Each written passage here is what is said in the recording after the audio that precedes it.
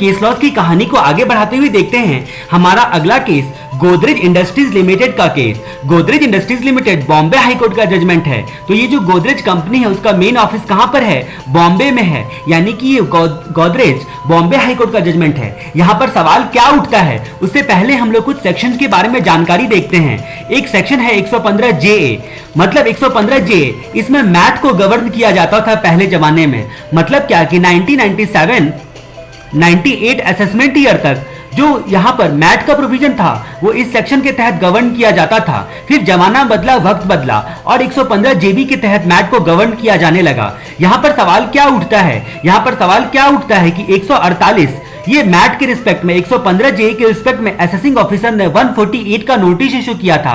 क्या इशू किया था? 148 का नोटिस इशू किया था। अब जाहिर सी बात है कि नोटिस इशू करेगा तो उसमें कुछ ग्राउंड मेंशन रहेंगे। तो ये ग्राउंड जिस वक्त नोटिस इशू किया था उस वक्त तो इनवैलिड था, लेकिन बाद में आगे चलकर किसी असेसमेंट ईयर में रिट्रोस्पेक्टिव डेट से अमेंडमेंट आया, कानून बदला, इनकम टैक्स एक्ट बदला और उसमें रिट्रोस्पेक्टिव इफेक्ट से अमेंडमेंट आया और ये जो ग्राउंड इनवैलिड था, तत्काल इनवैलिड था, वो ग्राउंड अब वैलिड हो गया। अब क्योंकि वो तत्काल इनवैलिड ग्राउंड आगे चलकर वैलिड हो गया, इसीलिए असेसिंग ऑफिसर ने बोला कि भाई साहब हमारे ये जो ग्राउंड भले ही जिस वक्त मैंने नोटिस इशू किया था उस वक्त इनवैलिड था, लेकिन आगे चलकर क्योंकि लॉ बदल गया रिट्रोस्पेक्टिव इफेक्ट से, इसीलिए अब ये जो हमारा ग्राउंड था वो ग्राउंड वैलिड माना जाएगा और अकॉर्डिंगली हमारा 148 का नोटिस इफेक्टिव हो जाएगा और हम अपने 147 के असेसमेंट से प्रोसीड करेंगे। एसएससी के ऊपर तो बहुत जान मानो कि पहाड़ सा गिर गया और मामला चला गया सीधे बॉम्बे हाईकोर्ट तक चला गया मामला। तो बॉम्बे हाईकोर्ट ने कहा कि आपने गोदरेज का ताला समझ के रखा है क्या कि चाबी घुमाओ और खुल जाएगा? भले ही रिट्रोस्पेक्टिव डेट से इफेक्ट आया, असेसिंग ऑफिसर को कहा बॉम्बे हाईकोर्ट ने कि भले ही रिट्रोस्पेक्टिव डेट से अमेंडमेंट आया हुआ है, उसके बावजूद भी तत्काल जिस वक्त आपने नोटिस इशू किया था अपने पावर को एक्सरसाइज करते हुए, जिस वक्त आपने नोटिस इशू किया था, अगर उस वक्त आपका ग्राउंड वैलिड नहीं था तो आगे चलकर रिट्रोस्पेक्टिव डेट से अमेंडमेंट आने की वजह से आपका ग्राउंड फ्यूचर में जाकर वैलिडेट नहीं हो जाता है। इसीलिए आप अपने 148 के उस नोटिस को भूल जाओ और अगर टाइम लिमिट अभी भी है तो वापस से आप नोटिस इशू करके असेसमेंट कर सकते हो, लेकिन वो आपका इनवैलिड नोटिस जो है उसको कोई वैलिड नहीं बना सकता है। तो हम लोग इस केस को दोबारा से देखते हैं। मैंने क्या कहा? रिट्रोस्पेक्टिव इफेक्ट से अमेंडमेंट होना 148 का जो नोटिस होता है उसके इनवैलिड ग्राउंड को वैलिड नहीं बना सकता है, ऐसा बॉम्बे हाईकोर्ट ने कहा। 115 जे के मामले में 148 का नोटिस इशू किया था असेसिंग ऑफिसर ने। उस नोटिस में जो भी ग्राउंड बताया गया था वो तत्काल यानी कि जिस वक्त नोटिस इशू किया था उस वक्त वैलिड नहीं था, लेकिन बाद में रिट्रोस्पेक्टिव इफेक्ट से लॉ में चेंज आया जिसके कारण जो भी तत्काल 148 का जो नोटिस था वो बाद में जाकर वैलिड हो गया। अब जब बाद में वैलिड हो गया तो अब सवाल ये उठता है कि ऐसी सिचुएशन में रिट्रोस्पेक्टिव इफेक्ट से मतलब अगर लॉ में चेंज होता है तो क्या वो पिछले बीते हुए ग्राउंड को वैलिडेशन मिल सकती है? तो हाईकोर्ट ने कहा कि नहीं, उस ग्राउंड को वैलिडेशन नहीं मिल सकती है। मतलब क्या कि आपके जिस दिन आपने 148 का नोटिस इशू किया था उस दिन के क्रिटिकल डेट को आप कंसीडर करोगे जिस दिन आपने अपना जुरिडिक्शन एक्सरसाइज किया था 148 का नोटिस इशू करने के लिए। मतलब उस नोटिस के जो रीजन रिकॉर्डेड थे आपके, वो रीजन रिकॉर्डेड उसी वक्त के हिसाब से चेक किए जाएंगे जिस वक्त आपने वो पार्टिकुलर नोटिस इशू किया था। यानी कि सब्सिक्वेंट इफेक्ट से अगर रिट्रोस्पेक्टिव इफेक्ट से लॉ में बदलाव आया तो आपके इनवैलिड ग्राउंड को वैलिड नहीं बनाया जा सकता है, ऐसा बॉम्बे हाईकोर्ट का जजमेंट था। तो ध्यान रहे गोदरेज कंपनी का हेड ऑफिस बॉम्बे में है। अब हम लोग अगला केस देखते हैं। अगला केस है हमारा एन गोविंद राजू का केस। तो गोविंदा राजू, ठीक है, तो ये गोविंदा है और हद कर दी आपने मूवी में इसका नाम राजू था। आप सोच रहे होगे कि आपको कैसे याद है, तो आपने गाना सुना होगा ओए राजू प्यार ना करियो, बहुत हिट गाना था। तो जाहिर सी बात है कि इसका नाम राजू था और ये गोविंदा है, एन गोविंदा राजू। और मान लो कि रानी मुखर्जी की आंखें बहुत अच्छी है तो इसका नाम नैना था, और या फिर राजू गाने में रोते रहता है और रोते रहता है तो आंखों से आंसू गिरते रहते हैं तो आंखों को नैना भी बोलते हैं, इसलिए एन गोविंदा राजू का केस है। ये कर्नाटका हाईकोर्ट का केस है, ये कर्नाटका हाईकोर्ट का केस है। तो ये लोग मूवी में कहीं पे घूमने के लिए गए थे, ठीक है, तो ये लोग तो फॉरेन गए थे लेकिन हम मान के चलते हैं कि ये लोग कर्नाटका गए थे, ठीक है। तो एन गोविंद राजू कर्नाटका हाईकोर्ट का केस है। इस सवाल में यहां पर गोविंदा क्यों रो रहा था? क्योंकि रानी मुखर्जी ने बहुत परेशान किया था, इसलिए रो रहा था क्या? नहीं, इसीलिए नहीं रो रहा था। इसीलिए रो रहा था क्योंकि इस गोविंदा से किसी ने सवाल पूछ दिया। कौन सा सवाल पूछ दिया जो गोविंदा अपनी नैनो से रोने लगा? तो यहाँ पर सवाल पूछा गया कि असेसिंग ऑफिसर क्या री असेसमेंट कर सकता है फ्रेश ग्राउंड पर? अगर 148 का जो ओरिजिनल ग्राउंड था वो सरवाइव नहीं कर रहा है तो क्या असेसिंग ऑफिसर फ्रेश ग्राउंड पर रीअसेसमेंट कर सकता है? अगर 148 के नोटिस इशू करने के बाद 147 के दौरान उसको जिस ग्राउंड पे 148 का नोटिस इशू किया गया था वो ग्राउंड तो नहीं मिला, लेकिन कोई अदर ग्राउंड मिल गया, ठीक है, तो क्या इसी नोटिस से वो कंटिन्यू कर सकता है अपना प्रोसीडिंग? तो ये काफी जाना पहचाना केस है। सप्लीमेंट्री केस स्टडीज में भी आपने कई बार देखा होगा और डीटी पढ़ते वक्त भी आपको पता होगा कि हाँ ऐसा किया जा सकता है। अब ऐसा कैसे किया जा सकता है? तो 2009 में जो फाइनेंस एक्ट नंबर 2 था, ठीक है, तो उसमें एक्सप्लेनेशन 3 इंसर्ट किया गया था। एक्सप्लेनेशन 3 टू सेक्शन 147 ये इंसर्ट किया गया था। एक्सप्लेनेशन 3 ये वैलिडिटी देता है। तो कोर्ट ने इस बात को ऑब्जर्व किया कि एक्सप्लेनेशन 3 टू सेक्शन 147 को अगर आप ध्यान से पढ़ते हो और साथ में 2010 का, तो जाहिर सी बात है कि देखो याद करना कितना आसान है, 9 के बाद 10 आया, 2010 का सर्कुलर नंबर 5/2000 देखते हो आप, जिसमें बोर्ड ने क्लैरिफिकेशन दिया था कि अगर भले ही यहां पर ओरिजिनल ग्राउंड सर्वाइव ना करे लेकिन फ्रेश ग्राउंड के आधार पर इसी नोटिस के बेसिस पर रीअसेसमेंट किया जा सकता है। इसकी इफेक्टिवनेस कहां से मिलती है? तो सर्कुलर 5/2010 और एक्सप्लेनेशन 3 टू सेक्शन 147 को आप साथ में पढ़ते हो तो ऐसा आपको पता चलेगा। तो अब यहाँ पर पूरी कहानी को हम लोग डिटेल में देखते हैं। हमने केस का कैसे नाम याद रखा कि हथकरघी मूवी आपने देखी होगी जिसमें गोविंदा हीरो था, उसका नाम राजू था। उसमें फेमस सॉन्ग था ओए राजू प्यार न करियो, और ये इस वक्त रोते रहता है गाना गाते वक्त में। अब जब रोते रहता है तो अपनी नैनो से रोते रहता है, ठीक है, अपनी आंखों से रोते रहता है ऑब्वियसली। तो क्यों रोता है? क्योंकि रानी मुखर्जी ने उसको परेशान किया था, इसकी वजह से नहीं। रोते रहता है क्योंकि उससे किसी ने क्वेश्चन पूछ दिया था कि असेसिंग ऑफिसर क्या रीअसेसमेंट कर सकता है फ्रेश ग्राउंड पर? अगर 148 में जो नोटिस का ग्राउंड बताया गया है वो ग्राउंड जो होता है वो सरवाइव नहीं कर रहा है तो यहां पर मामला कर्नाटका हाईकोर्ट तक पहुंच गया। मामला जब कर्नाटका हाईकोर्ट तक पहुंच गया तो हाईकोर्ट ने ऑब्जर्व किया और कहा कि ये बात सही है कि अगर फाउंडेशन ना हो तो स्ट्रक्चर ठीक से टिक नहीं सकता है, लेकिन अगर एक्सप्लेनेशन 3 टू सेक्शन 147 जो कि फाइनेंस एक्ट नंबर 2 2009 से यहां पर आया था, एक्सप्लेनेशन 3 इंसर्ट किया गया था और उसके साथ साथ में बोर्ड सर्कुलर 5/2010 का हम लोग साथ में अगर स्टडी करते हैं तो इस दोनों प्रोविजंस का हवाला देते हुए कर्नाटका हाईकोर्ट ने कहा कि अगर 147 के दौरान असेसिंग ऑफिसर को कोई नई बात का पता चलता है, यानी कि किसी फ्रेश ग्राउंड को पता चलता है, ठीक है, कि इनकम स्केप होने की संभावना है, यानी कि इंडिकेशन मिलता है कि स्केपिंग इनकम हो सकता है, तो इस सिचुएशन में 148 का वही वाला नोटिस जो रिकॉर्डेड इन राइटिंग जो है, जो रीजन रिकॉर्डेड था वहां पर वो सरवाइव नहीं करता है, उसके बावजूद भी इसी को आधार बनाकर 147 का प्रोसीडिंग कंटिन्यू रखा जा सकता है और रीअसेसमेंट किया जा सकता है फ्रेश ग्राउंड के बेसिस पर भी। ठीक है, तो उम्मीद है आपको समझ में आ गया होगा। एक बार जस्ट आप इसको रीड कर लो। अब हम लोग एक बात देखते हैं आगे चल के। यहाँ पर ये मोटू है और ये पतलू है।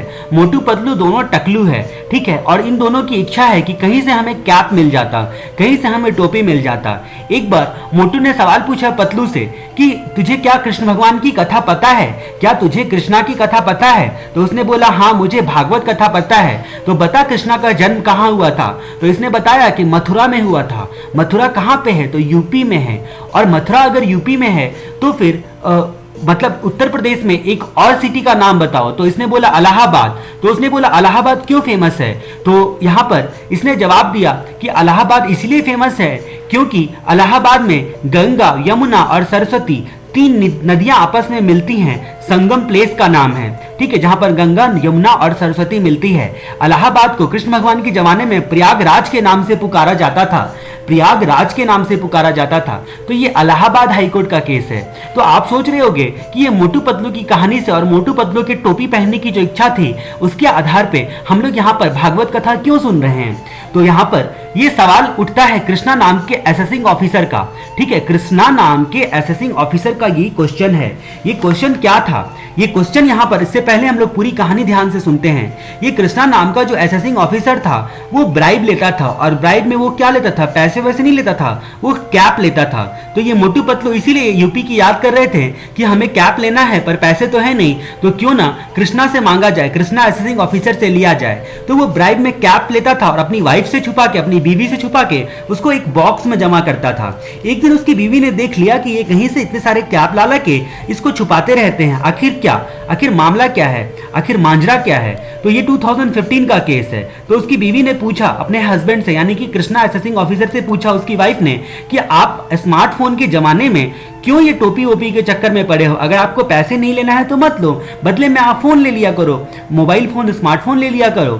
तो यहां पर उसको कृष्णा ने अपनी वाइफ को जवाब दिया कि 2008 तक जब मैं बॉम्बे में काम करता था, याद रहे 2008 में काम करता था ये बॉम्बे में, 2008 तक जब मैं बॉम्बे में काम करता था, ठीक है, उस वक्त क्या था, उस वक्त मैं मोबाइल फोन लिया करता था, उस वक्त मैं मोबाइल फोन लिया करता था, लेकिन फिर मोबाइल फोन लेते लेते मैं ऊब गया, इसीलिए मैं अपने बचपन के शौक को पूरा कर रहा हूं, टोपी पहनने के शौक को।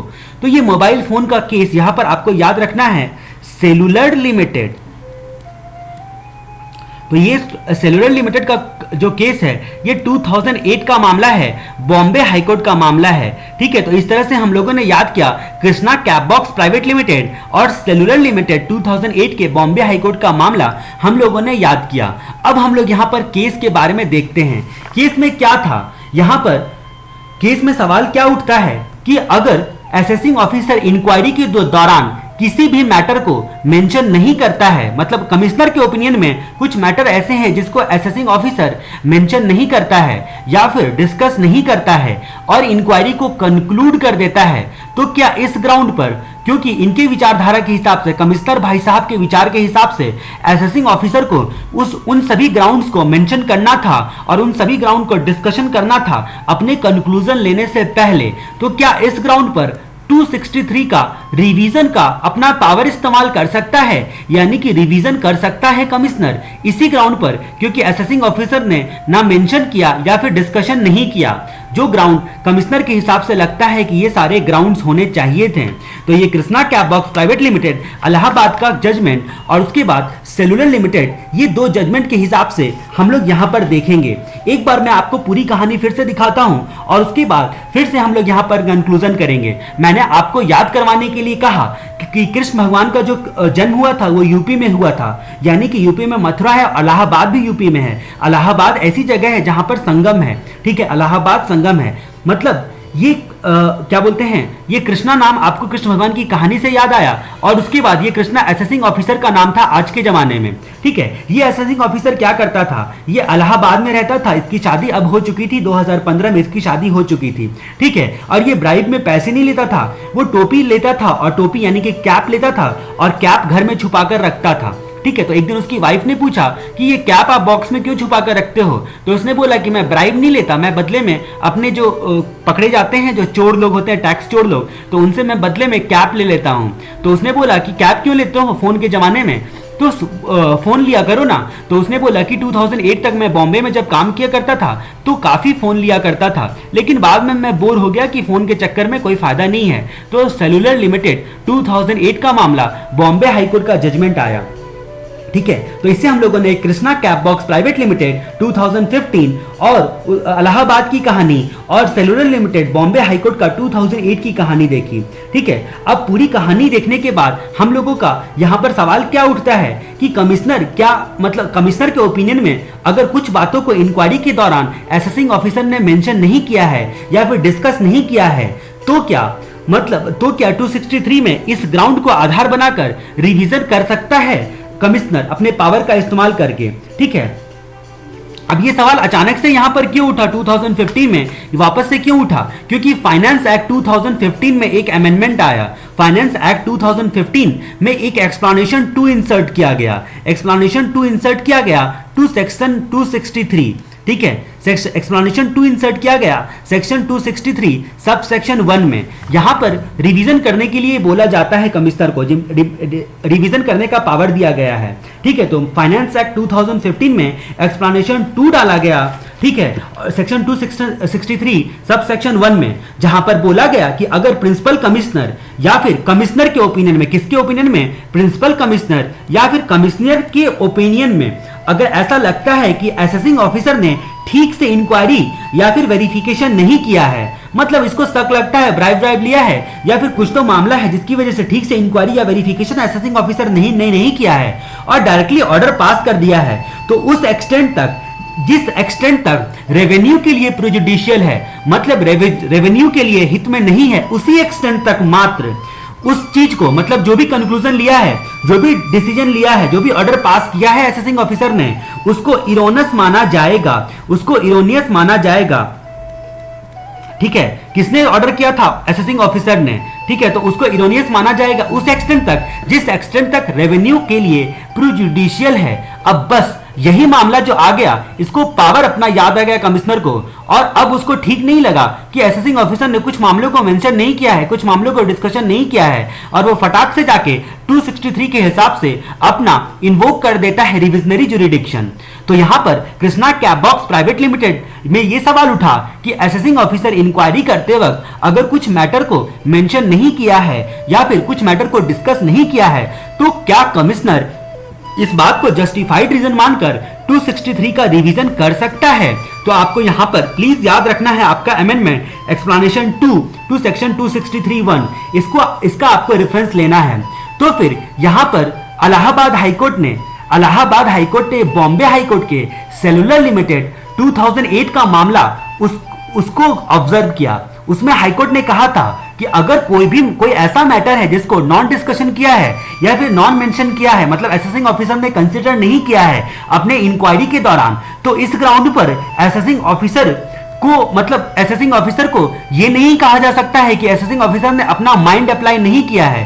हो सकता है असेसिंग ऑफिसर को वो सारे सवालात जो होते हैं वो सही नहीं लगे होंगे पूछना, जो भी जानकारी इनको रिलेवेंट लगी होगी इन्होंने पूछ लिया होगा इनके हिसाब से, और उसी हिसाब से उन्होंने अपना ऑर्डर पास किया होगा, ठीक है। और साथ में यहाँ पर कृष्णा जो कैब बॉक्स इलाहाबाद हाईकोर्ट ने देखा, Krishna cab box private limited के केस में यहाँ पर देखा कि ट्राइब्यूनल का रिपोर्ट देखा, क्योंकि ये मामला पहले ट्राइब्यूनल तक गया था। तो ट्राइब्यूनल के रिपोर्ट में साफ साफ लिखा हुआ था कि जो भी जरूरी इंक्वायरी पूछनी चाहिए थी और जो भी रिक्विजिट डॉक्यूमेंट जो है वो लेना चाहिए था, वो सारे के सारे पेपर बुक में ऑलरेडी मेंशन करके रखे थे असेसिंग ऑफिसर ने। मतलब असेसिंग ऑफिसर ने पूरी तरह से अपना माइंड अप्लाई किया था, जो भी उनको रिलेवेंट लगा था, जो भी रिलेवेंट डॉक्यूमेंट मंगवाना था, सब कुछ देखने के बाद ही यहाँ पर डिसीजन लिया था। तो हाईकोर्ट ने कहा कि जब सारे जरूरी इंक्वायरी पूछे गए थे, सारे रिक्विजिट डॉक्यूमेंट को असेसिंग ऑफिसर ने देखा था, तो बाकी बचे कुछ ग्राउंड जो कि असेसिंग कमिश्नर को लगता है, कमिश्नर को फील होता है कि ये भी उठाना चाहिए था, तो ये प्रॉपर रीजन नहीं हो सकता है 263 रिवीजन को वापस से इनिशिएट करने का। अब हम लोग अगला केस देखते हैं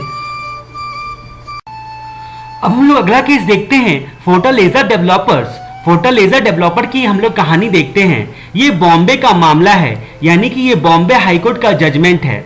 बॉम्बे के लोग दिमाग के बहुत गर्म होते हैं, मतलब फोर्टालेजा, तो डेवलपर लोग अगर कुछ भी ऐसी वैसी हरकतें करते हैं तो उसको बोलते हैं कि अगर तेरे को इतना ही है तो अपना फोड़ता ले जा, मतलब अपने सामान को फोड़ता ले जा, अपने घर को तोड़ता ले जा, ठीक है। तो ऐसा फोड़ता ले जा, इसको हम लोग पढ़ेंगे, इसको हम लोग हिंदी में क्या प्रोनाउंसिएट करेंगे? फोड़ता ले जा, ठीक है। तो फोड़ कर ले जा, ठीक है। तो इस तरह से हम लोग प्रोनाउंसिएट करेंगे यहाँ पर। तो ये बॉम्बे हाईकोर्ट का मामला है। मतलब क्या कि यहाँ पर हम लोगों का सवाल क्या उठता है उसको पहले हम लोग जानते हैं। यहाँ पर कमिश्नर अपील ने ऑर्डर पास कर चुका था, जो फर्स्ट एपीलेट अथॉरिटी होता है उसने ऑर्डर पास कर दिया था, और ट्राइब्यूनल के सामने में मामला पेंडिंग था, ठीक है। अब ये ट्राइब्यूनल के सामने मामला पेंडिंग था, ये मामला किस चीज के रिस्पेक्ट में था? तो ये 80 IB के रिस्पेक्ट में था। 80 IB का सबसेक्शन 10 के रिस्पेक्ट में ये मामला था। यहां पर कमिश्नर अपील ने इस मामले पे अपना ऑर्डर पास कर दिया था, और अकॉर्डिंगली ये आगे मामला चला गया था और ट्राइब्यूनल के सामने में ये केस पेंडिंग था। तो अब सवाल ये उठता है कि क्या कोई कंक्लूजन अगर कमिश्नर अपील ने पास कर दिया है और वो ट्राइब्यूनल के सामने में पेंडिंग है, तो उसके बावजूद भी क्या 263 का पावर इस्तेमाल करके अपना रिवीजन ऑर्डर जो है वो कमिश्नर पास कर सकता है, वो भी 80 IB के सब सेक्शन 10 के मामले में। तो यहाँ पर क्वेश्चन ये उठता है। तो यहाँ पर हम लोग बात करते हैं कि ये जो आपका फोर्टालेजा डेवलपर्स था वो एक एसोसिएशन ऑफ पर्सन था, एसोसिएशन ऑफ पर्सन था। ठीक है, तो मतलब यहाँ पर एसएससी एक एओपी है, एसओसी क्या है, एक एसोसिएशन ऑफ पर्सन है। ठीक है, यहाँ पर दो कंपनी थी, एक कंपनी थी रवि की, ठीक है, ये कंपनी का नाम याद रखना जरूरी नहीं है, मैं सिर्फ कहानी के लिए बता रहा हूँ। तो एक कंपनी थी रवि की और दूसरी कंपनी थी सना की। ठीक है, तो इन दोनों को मिलकर जो एओपी बनाना चाहिए था उसका नाम रसना रखना चाहिए था, क्योंकि ये रवि होगी, ये रवि है और ये सना है। ठीक है, तो रसना ना रख के इन लोगों ने फोर्टालेजा डेवलपर करके नाम रखा था। जहां पर इन लोगों ने क्या किया था, मतलब एसोसिएशन ऑफ पर्सन इसलिए बनाया था क्योंकि सारे बिल्डर्स वगैरह सब कॉन्ट्रैक्टर वगैरह सब हैं, वो सब एक साथ जो है मिलजुल कर काम कर सके। अब ये रवि और सना के बीच में कॉन्ट्रैक्ट था। अब रवि और सना के बीच में कॉन्ट्रैक्ट था। रवि और सना के बीच में क्या कॉन्ट्रैक्ट था, तो रवि ने पहले बोला था कि सना कंपनी को जितना भी प्रॉफिट हमारा होगा उसमें डायरेक्ट जो ग्रॉस प्रॉफिट होगा उसमें 35% जो है वो यहाँ पर सना को दे दिया जाएगा। जाहिर सी बात है कि ये 80 IB का केस है, इंडस्ट्रियल अंडरटेकिंग वगैरह सब का मामला है, तो यहाँ पर स्पेसिफाइड केस ही होगा ऑब्वियसली। तो यहाँ पर 35% जो है डायरेक्ट ग्रॉस में से सना को दे दिया जाएगा, बाकी 65% रवि रखेगा और इस 65% में जो भी एक्सपेंस करना है, जितना एक्सपेंस करना है उसके बाद जो इसको नेट प्रॉफिट बचने वाला है वो बचेगा। मतलब ये इनका आपसी कॉन्ट्रैक्ट था। आपसी कॉन्ट्रैक्ट क्या था कि ग्रॉस बेसिस पर ही जो भी पैसा आएगा डायरेक्टली 35% जो है बिना किसी एक्सपेंडिचर को, बिना कोई खर्चा किए हुए सना के हाथ में चला जाएगा और रवि बाकी 65% रखेगा। इसको ज्यादा इसलिए मिल रहा था क्योंकि इसी 65% में वो जितना खर्चा कर सके, जितना पैसा बचा सके, ये इनके आपस का मामला था, ये इनके आपस का कॉन्ट्रैक्ट था। ये मामला गया असेसिंग ऑफिसर के पास। अब ये जब मामला गया असेसिंग ऑफिसर के पास, तो रवि ने क्या किया था, मतलब ये कंपनी ने, ये फोर्टालेजा डेवलपर ने क्या किया था, ये जाहिर सी बात है कि 65% प्लस 35% ये अपने 100% प्रॉफिट पे इन लोगों ने 80 IB सब सेक्शन 10 का बेनिफिट लेना चाहा। तो यहाँ पर असेसिंग ऑफिसर भड़क गया और उसने बोला कि ये सना के प्रॉफिट पे, ये जो सना को आपने पहले ही दे दिया है, इस पर आपको कोई यहाँ पर 80 IB का 10 का बेनिफिट नहीं मिलने वाला है, 80 IB के सब सेक्शन 10 का बेनिफिट नहीं मिलने वाला है। इस 65% में आपके जो भी खर्चे लगे हैं वो खर्चे माइनस करने के बाद जो भी आपका प्रॉफिट आएगा उस प्रॉफिट पे हम आपको बेनिफिट देंगे, ना कि इस 100% माइनस एक्सपेंडिचर में से। तो ये सवाल जो है ये आगे बढ़ा और बॉम्बे हाईकोर्ट तक मामला चला गया, कमिश्नर अपील तक मामला चला गया। अब कमिश्नर अपील ने इस पर अपना जजमेंट भी सुना दिया और जजमेंट इन्होंने बॉम्बे कमिश्नर अपील ने यहाँ पर इसके फेवर में दिया। ठीक है, फोर्टालेजा डेवलपर के फेवर में दिया और बोला कि 100% खर्चा है, उसमें से जो भी खर्च एक्सपेंडिचर लगा है डेवलप करने में प्रॉपर्टी को, उसको माइनस करें और उसके बाद जो भी आपका नेट प्रॉफिट आता है उस पर आप 80 IB सब सेक्शन 10 का बेनिफिट क्लेम कर सकते हो। ठीक है, और फिर ये मामला फिर आगे चला गया, ट्राइब्यूनल के सामने में पेंडिंग था।